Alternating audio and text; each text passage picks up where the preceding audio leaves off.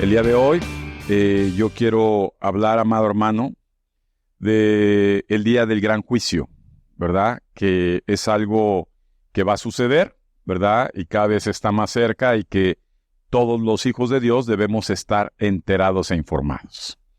Empezamos primeramente, amado, por saber, ¿verdad? Hemos tratado en esta congregación de mantenernos en la verdad, ¿verdad?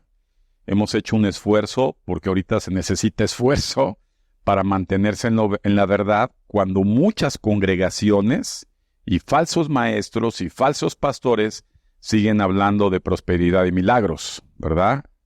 Y tenemos que hablar la verdad del tiempo en que vivimos. Entonces, el día de hoy quiero comenzar con citar el Evangelio, ¿verdad?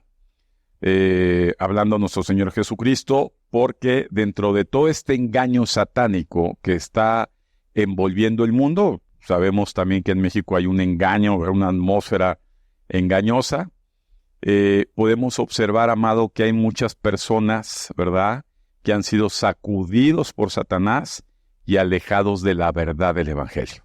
¿Amén? Entonces a mucha gente tú le preguntas, oye, ¿y tú no estás con Cristo? No, yo soy cristiano.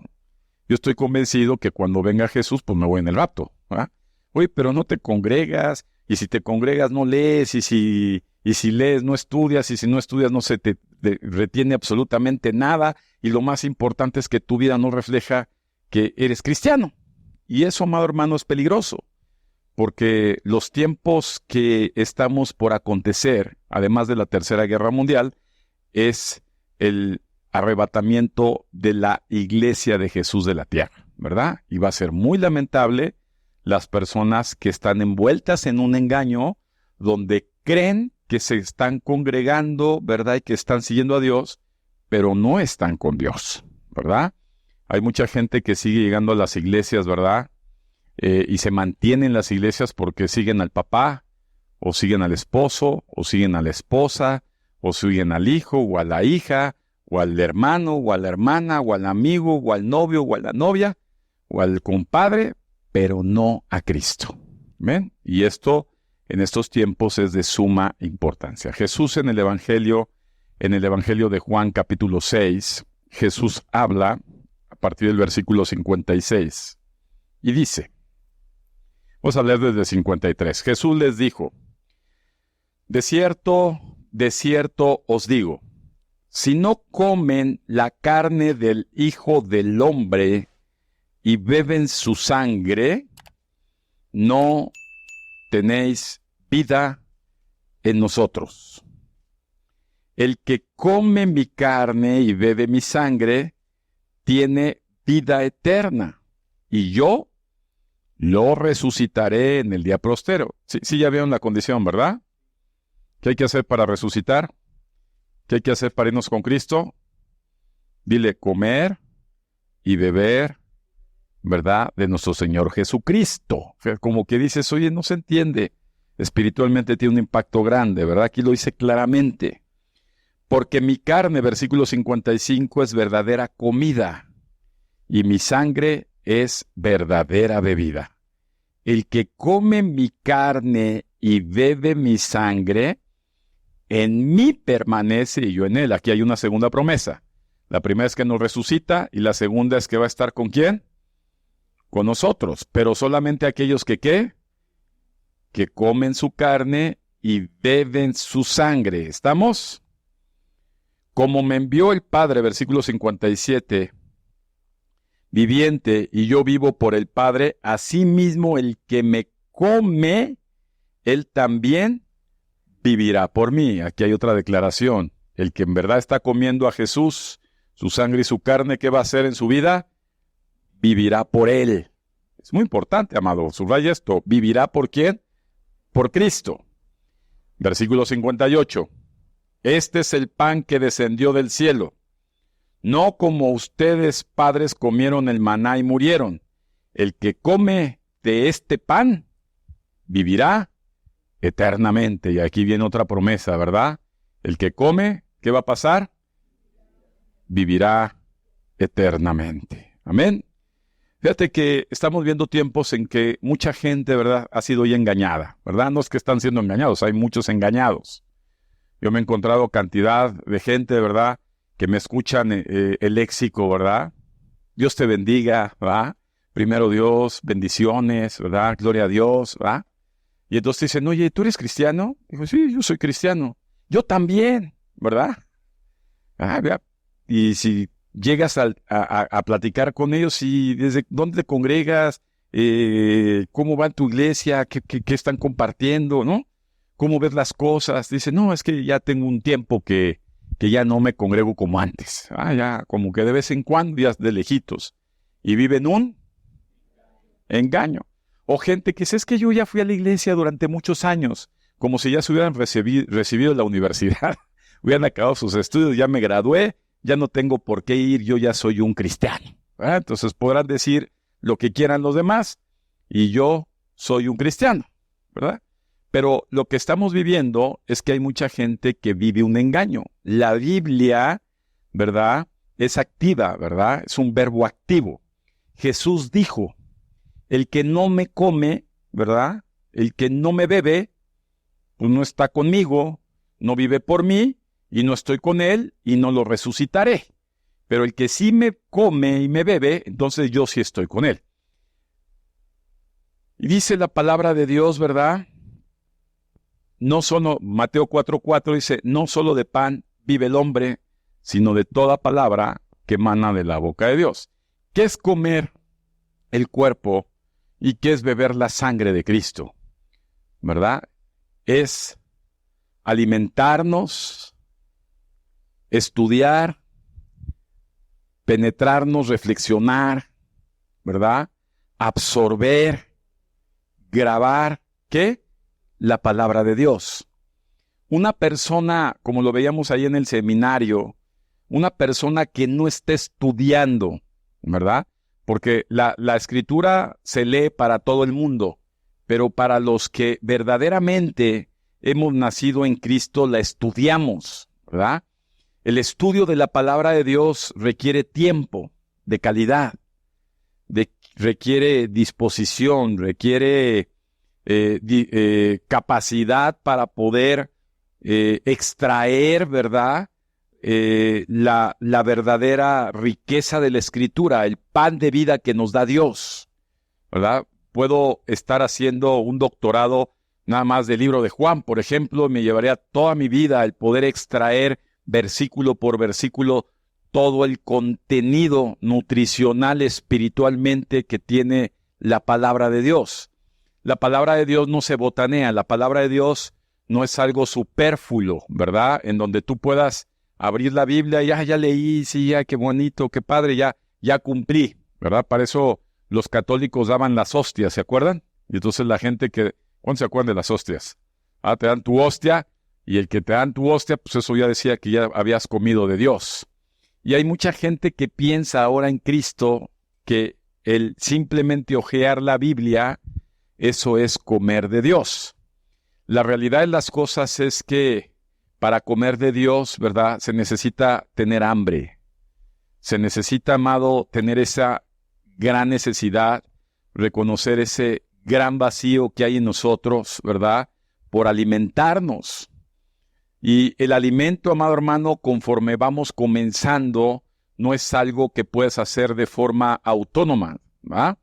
Hoy en día, por ejemplo, yo veo a estas nietas y las veo, y hay veces que mejor Sara ya come un poquito más, pero la supervisa. Si dice, no, eso no comas, sabes que parte más la carne, desmenúzala, ¿verdad? Bebe el agua después, los vas guiando, ¿verdad? Y muchas veces ya también cuando están jóvenes, ¿verdad?, que comen piedras, también los tienes que ir moderando. Es decir, sabes que eso no te hace muy bien, ¿verdad? Esto lo tienes que mejorar, porque se enseña, la alimentación es un hábito que se debe formar en la gente.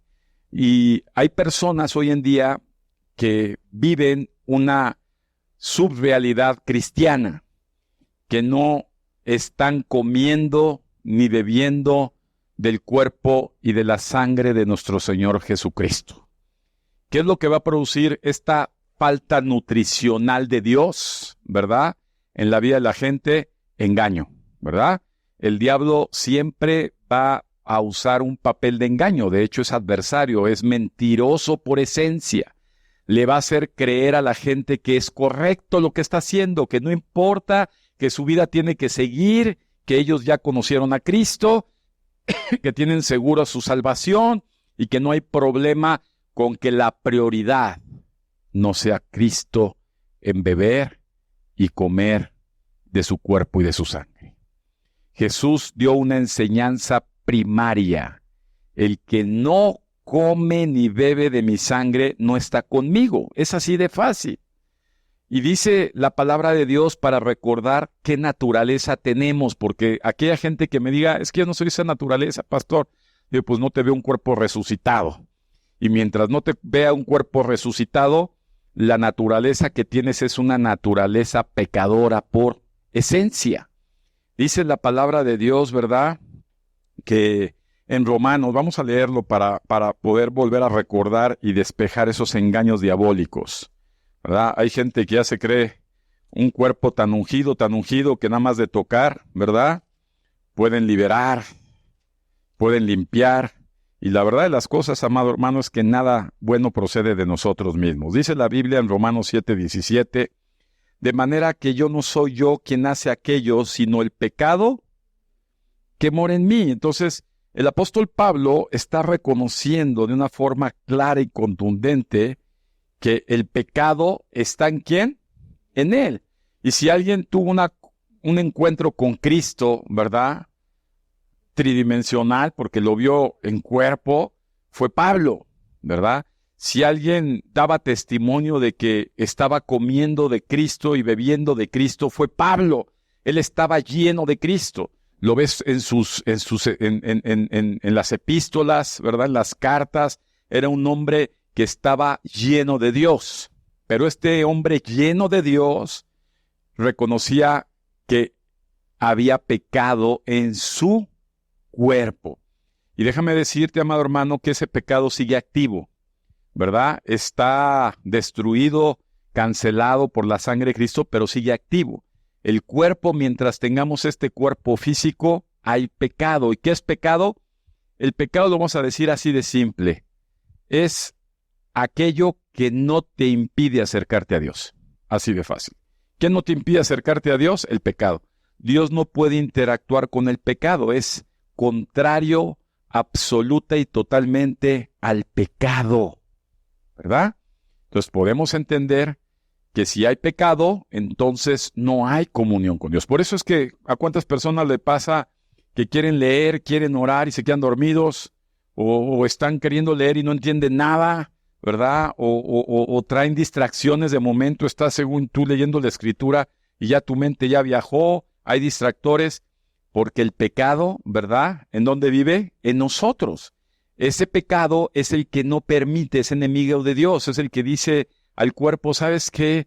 Hoy amaneció fresco, lluvioso, no es momento para ir a la iglesia, no te va a pasar nada si no vas un domingo, no te va a pasar nada si no vas a los seminarios, al fin llevas años estudiando la palabra y tú ya eres muy cristiano. No te va a pasar nada si no compartes el evangelio, no te va a pasar nada si no te esfuerzas para levantarte muy temprano a buscar a Dios. No pasa nada si no adoras y pones alabanza y adoración. No hay problema, ¿verdad?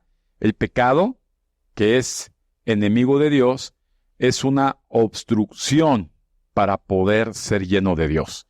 ¿En dónde vive el pecado? Dile a tu hermano, en el cascarón. Mientras que Dios vive en mi interior. Entonces, como vemos, ¿verdad?, el que está interactuando con el medio ambiente es el exterior. Es el que enfrenta las realidades de tu trabajo, por ejemplo, de tu necesidad financiera, es el que vive las situaciones del día a día. Pero el que está dentro de ti, ese es el que tiene hambre y sed de Dios. Es el que puede resolver lo que tu exterior no puede resolver, porque tu exterior es un exterior engañoso. Dice la palabra de Dios, engañoso y perverso es el corazón. Eso es exterior.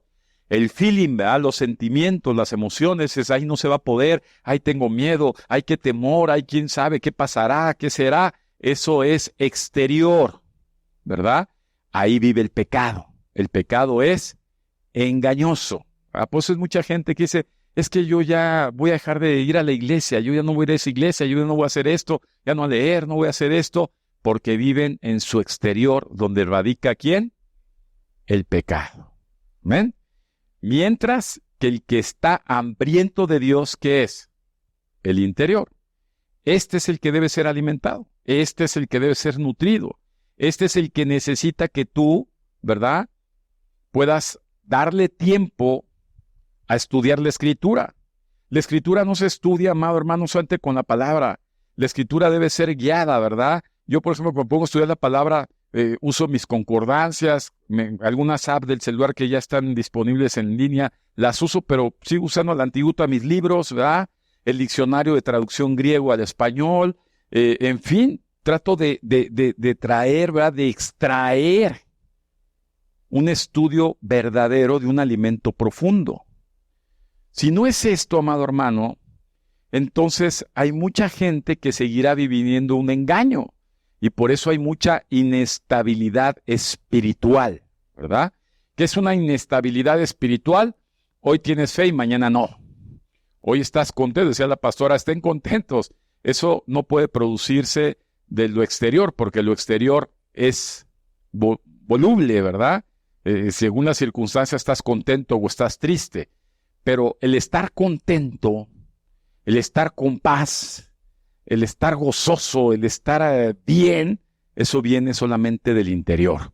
Y eso es posible cuando se alimenta del cuerpo y la sangre de Cristo esa persona. ¿Ven? No puedes tú en estos tiempos vivir una vida ligera espiritual, ¿verdad? Una vida supérflua donde dices, es que yo llego el domingo, las conferencias están buenas y eso me sirve para poder llegar hasta el próximo domingo y entonces poder estar retroalimentándome porque en la semana solamente botaneo la palabra de Dios. Leo 2, 3 capítulos por ahí, no hay una reflexión profunda, no hay una extracción profunda, ¿verdad? No hay un alimento profundo, ¿verdad?, en mi espíritu y entonces por dentro sigo vacío y por fuera estoy muy vivo, ¿verdad? Y la Biblia dice que debes de estar vivo por dentro, pero muerto por fuera. Es decir, tenemos que tener más hambre y más sed de Dios. Y eso se necesita dedicación, se necesita tiempo, porque los tiempos no son buenos, ¿verdad? Dice la palabra de Dios en Mateo 12:30, la Biblia nos dice, ¿verdad? Porque hay mucha gente, todavía me decía una persona en la semana, es que esta persona que es cristiano, ¿verdad?, que lleva muchos años en Cristo, se está muriendo, ¿verdad? Ya se lo chupó la bruja, está así. Pesa como 40 kilos, está así. Dice, es que le dijo una hermana de la iglesia donde se congrega, le hicieron brujería, ¿verdad? Y lo están, y después que me dice esa persona, digo, oye, ¿cuántos años llevas diciendo que eres cristiana? Unos 15. Dice, pues, no eres cristiana. O sea, no está Cristo dentro de ti. Porque un cristiano, un verdadero cristiano, donde estamos digiriendo el cuerpo de Cristo y la sangre de Cristo, sabemos que para un hijo de Dios, ¿verdad?, nada de esas hechicerías, brujerías hace daño, no hace efecto, eso no existe.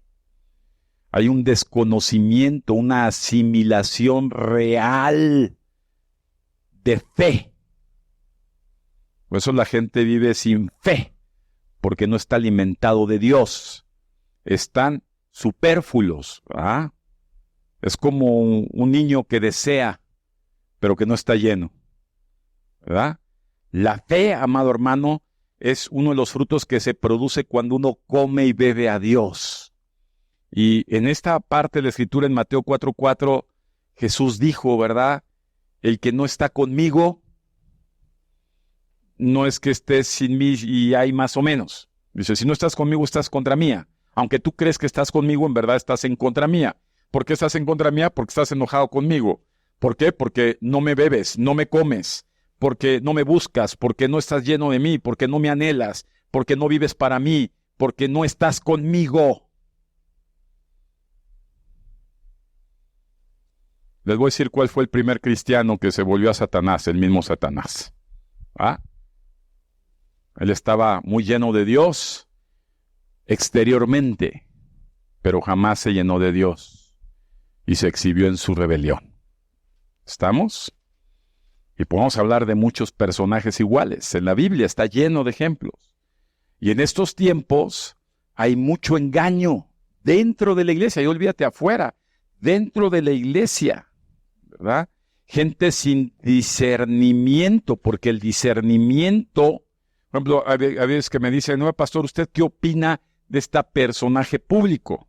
Llámese un famoso, un político, ¿qué opina? ¿Qué opina Nicolás Maduro, que dijo que es cristiano? ¿Qué opina López Obrador, que dijo que es cristiano? ¿Qué opina? ¿Qué opinan? Cuando tú estás lleno de Dios, cuando tú estás comiendo a Dios, cuando tú bebes de Dios, en ti no puede haber engaño. Lo que es del diablo es del diablo, y lo que es de Dios es de Dios. ¿Ven? Hay un discernimiento, distinguimos entre el bien y el mal, sabemos lo correcto y lo incorrecto. En un hombre o en una mujer que está lleno de Dios no hay duda. La duda forma parte de un engaño satánico. ¿Ah? ¿Cuántos hemos dudado? Ay, estás lleno de Dios, sabes lo que tienes que hacer. O sea, no hay duda. Lo sabes, estás lleno de Dios, estás convencido porque Dios está en ti y no porque tú creas que está en ti, sino porque en verdad estás dedicando tiempo al estudio de la palabra, estás siendo discipulado, estás siendo entrenado, estás siendo instruido, estás dedicando tiempo, estoy viendo que en verdad estás avanzando comiéndote el evangelio. Y entonces, eso hace que en ti haya confianza, haya seguridad. Cuando me dice la gente, ya estoy cansado, pastor, esto no se resuelve, yo creo que Dios no me escucha. Aguas. Dile a tu hermano, Dios nunca va a fallar. Jamás. Su esencia es cumplir. Esa es su esencia. La esencia de Dios es cumplir siempre. Él lo va a hacer. Él no va a fallar, Él va a estar. Él es poder, Él lo va a hacer. Pero depende lo que está dentro de ti. O hay vacío, y si hay vacío hay engaño, o hay llenura de Dios y hay verdad de Dios en ti. Venimos tiempos, amada iglesia, y tuvimos apenas en la semana una pruebita más del orden mundial. Ahí con un sistemita de operativo. Dicen, a ver, vamos a hacer una prueba, como la de COVID, y se siguen haciendo pruebas mundiales, colapsando los sistemas informáticos, colapsando todo esto. ¿Por qué? Porque viene una preparación. ¿De qué? De una agrupación, ¿verdad? Unificada, con una filosofía, con un credo, con una tendencia humana en contra de la verdad de Dios. Dice la Biblia que en esos tiempos serán engañados, ¿quiénes? Los demás, esos por default viven un engaño. Dile, los que estamos escogidos para Dios. ¿Ven? Ahora bien, ¿vamos entendiendo ese concepto? ¿Sí o no? Pues no, una cosa es decir que soy cristiano y otra cosa es escudriñar las escrituras, estudiarlas, masticar el cuerpo, beber la sangre. Ahí en el Señor volvemos a decir, hoy qué maravilloso sacrificio de Cristo, qué impacto tan grande para la humanidad la cruz, qué impacto tan grande, ¿verdad? La esencia de nuestro Señor Jesucristo. Pero para muchos es como muy superfluo, queda todavía no aterrizado. Yo creo que cuando vengan tiempos de persecución que ya empezaron y se vengan más fuertes, muchos van a desistir. Van a decir, yo prefiero mi trabajo, yo prefiero mi casa, prefiero mi familia, prefiero mi vida, porque Jesús dijo, el que no pierda su vida por mí, pues no es digno de mí. Entonces vienen amenazas y persecuciones, todavía más de lo que ya hay, ¿verdad? Ahora, fíjate que hay mucha gente en Josué 7, una parte en la Escritura que que me mostró el Señor, me acordó. Hay algo que hay mucha gente que debemos de estar listos, amado. El pecado entra como un engaño, es engañoso, ¿verdad? Podemos decir que estamos bien, pero ve lo que dice la Escritura. Josué 7, versículo 1. Pero los hijos de Israel cometieron una prevaricación en cuanto al anatema, porque Acán, hijo de Carmín, hijo de Zabadi, hijo de Sera, de la tribu de Judá, tomó del anatema, y la ira de Jehová se encendió contra los hijos de Israel.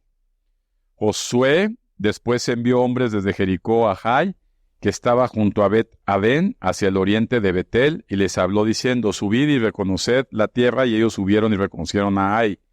Y volviendo a Josué le dijeron: no suba todo el pueblo, sino suban como 2,000 o 3,000 hombres, y tomaran Jai. No fatigues a todo el pueblo yendo ahí, porque son pocos, y subieron allá del pueblo como 3,000 hombres, los cuales huyeron delante de los de Jai. Y los de Jai mataron de ellos a unos 36 hombres, y los siguieron desde la puerta hasta Sebarim, y los derrotaron en la bajada, por lo cual el corazón del pueblo desfalleció y vino a ser como agua. Entonces Josué rompió sus vestidos y se postró en tierra sobre su rostro delante del arca de Jehová. Hasta caer la tarde, él y los ancianos de Israel echaron polvo sobre sus cabezas. Y Josué dijo: ah, Señor Jehová, ¿por qué hiciste pasar a este pueblo al Jordán para entregarnos en las manos de los amorreos, para que nos destruyan? Ojalá nos hubiéramos quedado al otro lado del Jordán. Ay, Señor, ¿qué diré, ya que Israel ha vuelto la espalda delante de sus enemigos? Porque los cananeos y todos los moradores de la tierra oirán y nos rodearán y borrarán nuestro nombre de sobre la tierra. Y entonces, ¿qué harás tú en tu grande nombre? Y Jehová dijo a Josué: levántate, ¿por qué te postras así sobre tu rostro? Israel ha pecado, y aún han quebrantado mi pacto que yo les mandé, y también han tomado del anatema, y hasta han hurtado, han mentido, y aún los han guardado entre sus enseres, ¿verdad? Fíjense, este pasaje de Josué 7, Israel estaba tomando posesión de la tierra prometida que Dios le había dado. Habían derrotado pueblos muy grandes. Y cuando vieron esta tribu de Jai, dijeron: son poquitos, con unos 2,000, 3,000 los derrotamos. ¿Qué sucedió? Al revés. Los enemigos los derrotan. Y entonces Josué viene con Dios y le reclama, le dice: oye, ¿qué pasó? ¿Cuántos están preguntando a Dios: ¿qué pasó? ¿Por qué no ha salido esto? ¿Qué pasó? ¿Por qué no se ha resuelto aquello? ¿Qué pasó? Ayer me decían: ¿por qué se atoran las cosas? ¿Qué pasó? ¿Por qué nos sale esto en bendición? ¿Qué pasó? Y somos como llorones, ¿verdad? Y Dios responde: hay pecado. Algo de la enseñanza de este hombre acá es que ocultó, ¿verdad? La tendencia natural del hombre es ocultar cuando es pecado, ¿verdad? Es oculto, es decir, no lo reconoces, ¿verdad? Está como que oculto en tu sufrimiento, en tu razón, en tu justificación, en tu autoengaño, en tu mentira. En ti hay pecado, ¿verdad? Y dices: ¿por qué no estás aquí? Está mal todo eso. En verdad es que hay pecado en ti. Y hay un pecado tan arraigado, amado hermano, que el único que no se da cuenta que las cosas no son favorables en tu vida eres tú. Porque todo lo demás lo vemos. Y los que están desde afuera dices: oye, pues es que no estás bien. Es que no se te ve contento, no se te ve en paz, no se te ve con gozo, no se te ve con ánimo, no se te ve despierto, no se te ve con luz, no se te ve alegre, no se te ve. Pero esa persona, fíjate que si lees la historia, te la dejo de tarea, te vas a dar cuenta que Dios va mostrando. Conforme va pasando el tiempo, ¿quién va mostrando? Dios va mostrando, hasta que vieron a este hombre y lo tenía bien escondido. Ni él sabía dónde estaba el pecado, estaba bien oculto. ¿Y quién lo detectó? Dios. Hasta que no saques, anatema significa maldición. El pecado es maldición. Hasta que no saques esa maldición en ti, Dios no te va a favorecer. Fíjate qué duro. Y déjame decirte, amado hermano, que la mejor forma de no tener pecados ocultos, porque engañoso es el corazón. Hay veces que a mí me tocó mis hermanos y hermanos, le digo, hermano, es que estás mal. Traes ese anatema ahí, sigues siendo mentiroso, sigues siendo ladrón, y la gente se ofende. Dice, no es cierto. Usted me acusa injustificadamente, está mal. ¿Verdad? Porque no puede haber un reconocimiento de la maldad que hay en nosotros si previamente no hay una llenura de la verdad de Dios. La verdad refleja la mentira que hay en nosotros. ¿No hay verdad? Pues las mentiras parecen verdades. ¿Estamos? Si no hay verdad de Dios en nosotros, si no estamos devorándonos la palabra de Dios, si no estamos masticando la palabra de Dios, si no está, como a mí me pasó que hay una vecina que dice, hijo, es un hijo, ya no aguanto, y señor, y casi como Elías que baje fuego y la queme ahí, pues explote su casa, y empieza la verdad de Dios en uno, y dices, ama a tus enemigos, lo habíamos hablado ese domingo, ¿no? Ora por tu, entonces ya, Señor, te pido por esta mujer, pues lo tienes que hacer, porque hay verdad, pero si no hay verdad en ti, amado, es imposible que la maldición y el anatema sea descubierto en ti. Entonces hay muchas personas que están incapacitadas hoy en día de llenarse de Dios, de meditar la palabra, de estudiar la palabra, de buscar de la palabra porque hay anatema en ellos. Y el anatema, que es la maldición del pecado en nosotros, la primer característica que tiene es alejarse de Dios. Si se dan cuenta, este hombre, lo primero que hizo fue alejarse de José. ¿Sabes qué? Hasta el rincón, guate, yo soy de los últimos que buscará. ¿Verdad? Le huyes. Y déjame decirte que estos ya no son tiempos de huir, sino de exhibir, de exponer y de limpiar. Amén. Con esto, amados, vamos aterrizando el mensaje, ¿verdad? Apocalipsis, vámonos a Apocalipsis 20. Libro de Apocalipsis, capítulo 20. ¿Quién dice amén? Vamos a ver Apocalipsis 20. Apocalipsis 20, 7. Yo no sé si no haya dolor en ustedes, amados, con la gente que conviven y que dicen que aman y aprecian y no están aquí. Y dices, oye, ¿tú crees que les va a pasar bien?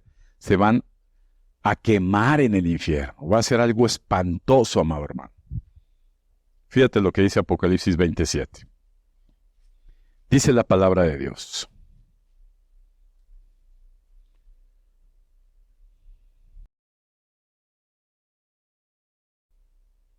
Cuando los 1000 años se cumplan, Satanás será suelto de su prisión y saldrá a engañar a las naciones, a estas en los 4 ángulos de la tierra, a Gog y Magog, a fin de reunirlos para la batalla, el número de los cuales es como la arena del mar. Y subieron sobre la anchura de la tierra y rodearon el campamento de los santos y la ciudad amada, y de Dios descendió fuego del cielo y los consumió. Y el diablo que los engañaba fue lanzado al lago de fuego y azufre, donde estaban la bestia y el falso profeta, y serán atormentados día y noche por los siglos de los siglos. Versículo 11. Y vi un gran trono blanco, y al que estaba sentado en él y delante del cual huyeron la tierra y el cielo, y ningún lugar se encontró para ellos, y vi a los muertos, grandes y pequeños, de pie ante Dios, y los libros fueron abiertos. Y otro libro fue abierto, el cual es el libro de la vida, y fueron juzgados los muertos. ¿Por qué? Por las cosas que estaban escritas en los libros según sus obras. Y el mar entregó los muertos que había en él, y la muerte y el Hades entregaron los muertos que había en ellos, y fueron juzgados cada uno según sus obras. Y la muerte y el Hades fueron lanzados al lago de fuego, y esta es la muerte segunda. Y el que no se halló inscrito en el libro de la vida, fue lanzado al lago de fuego. El día del gran juicio. Fíjate que una vez que pase lo que ya empezó, ¿verdad? Y venga Cristo por su iglesia y se viva aquí una posguerra y la bestia tome orden y lugar con el anticristo, que Dios lo reprenda, y aparezca la batalla de Armagedón y Cristo triunfe. Fíjate bien, Cristo triunfe, va a encerrar a Satanás nada más 1000 años y va a quedar la tierra por 1000 años. ¿Y quién va a vivir en la tierra? Los hijos de Dios, ¿ah? Porque ya los otros ya fueron aniquilados. Y nacerán nuevos hijos e hijas. 1000 años. Y Dios nos observará por 1000 años más. Para aquellos que dicen, ya hay paraíso, 1000 años más. Estamos con los tiempos de Matusalén, no envejecer, 1000 años. Conservaditos, 1000 años. Observando la conducta, la conducta. Observando que después de que viste que Dios es real, que Dios venció, que hay maldad, que Cristo vive, estarán observándose 1000 años. Porque dice la palabra de Dios que después de esos 1000 años, ¿qué va a pasar? Habrá un trono blanco, Satanás encabecerá. Otra vez, Satanás es desatado y encabeza. ¿Quién va a seguir a Satanás? Y en teoría los 1000 años los que vamos a estar somos los que creemos. ¿A quién va a dirigir? Di a los engañados. De los 4 ángulos de la tierra. Porque van a volver a ser engañados. El hombre es engañado, porque engañoso y perverso es su. Y es tendencioso ¿a qué? A seguirle engaño. Fíjate qué duro es esto. Wow. O sea, otra vez. Sí. Y estos hombres que van a volver a ser engañados se van a unir en un ejército, ahora ya no liderado por la bestia, sino por el mismo Satanás. Para Dios nada más le van a mandar fuego y los destruye. Ni olvídate, guerrita. ¡Pum! Ya.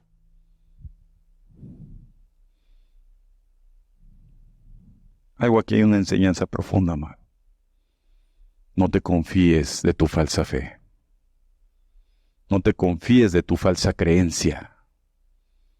No te confíes de tus propias facultades, talentos y dones. Maldito, dice la Escritura, todo ser humano que confía en el hombre, incluyéndonos nosotros mismos, ¿verdad? Entonces no puedo ser autoconfiado, es decir, yo ya la hice, soy pastor, predico, ¿eh?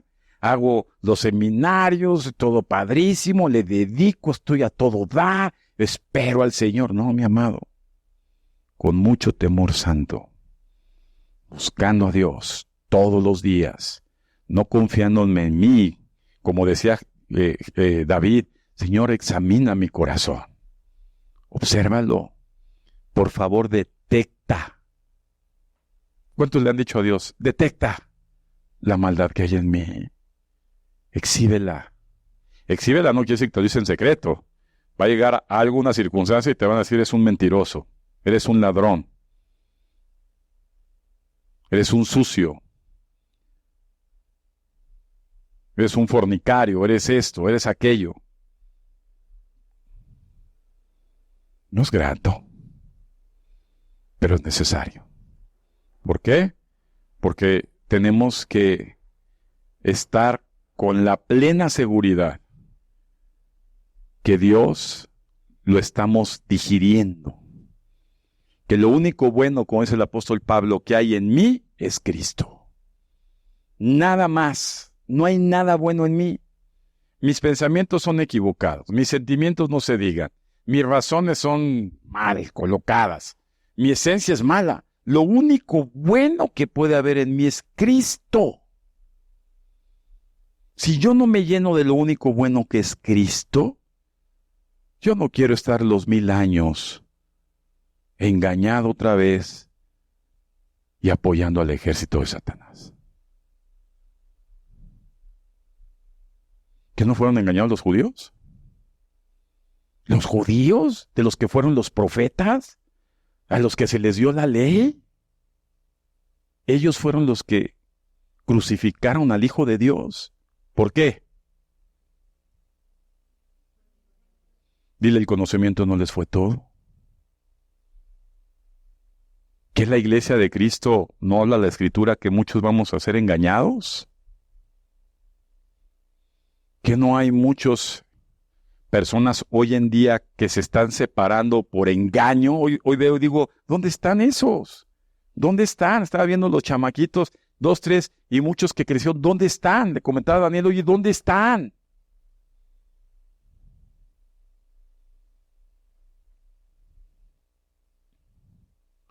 El día del gran juicio va a llegar, amado. Y dice que la palabra de Dios, que vamos a ser delatados, ¿por qué? Por tus obras. Se está tomando un registro minucioso. Dile a tu hermano, se está tomando un registro minucioso de cada cosa que haces. Y en ese día van a ser abiertos y expuestos. Es decir, oye, aquí va a decir que no lo hiciste, aquí está. Y como sé que yo voy a reprobar, yo no me siento aprobado. No, es como dijo, yo estoy bien bruto, voy a reprobar. Yo ya no quiero ver ni ese libro. Mejor me quiero llenar del único bueno que puede ser Cristo. Para que ese libro, antes de ser abierto, sea destruido por el poder de Cristo y mi nombre sea escrito en el libro de la vida. Por la gracia de Cristo. Yo le daré un aplauso a Cristo, porque, pues, o sea, ¿yo qué? Sí asimilamos, amados. ¿Qué debe hacer el cristiano de hoy en día? ¿Qué debe hacer el cristiano del siglo XXI? ¿Qué debe ser? ¿Qué debe de hacer? Estudia las Escrituras. Escudriña las Escrituras. Anhela a Dios en tu vida. Adora a Dios. Dale tiempo a Dios. Llénate de Dios. No faltes a nada. Prepara todo lo que esté en ti para servir a la iglesia, para servir a la obra, para compartir el evangelio, para que la gente vea a Cristo a través de ti. Eso es lo que debe hacer el cristiano del siglo XXI. Nada ni nadie produce obras buenas con semilla mala. Las obras buenas se producen con la semilla buena, y esa semilla buena es Cristo. Nadie más. No es por tu buen corazón, no es por tu buena voluntad, es porque Cristo está en ti. Amén, amados.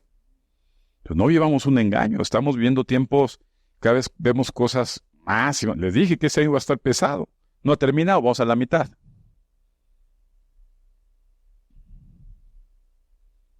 Vienen elecciones en Estados Unidos en noviembre. Ya vimos un atentado. Vemos que en Medio Oriente, ya les dije, Israel ya fue bombardeado, ya traspasaron el domo, ya misiles. Rusia ya está sacudiendo a la OTAN. Alemania le está diciendo, el dólar va en caída sin detenimiento en todo el mundo. El comunismo está avanzando. Y los hijos de Dios engañados.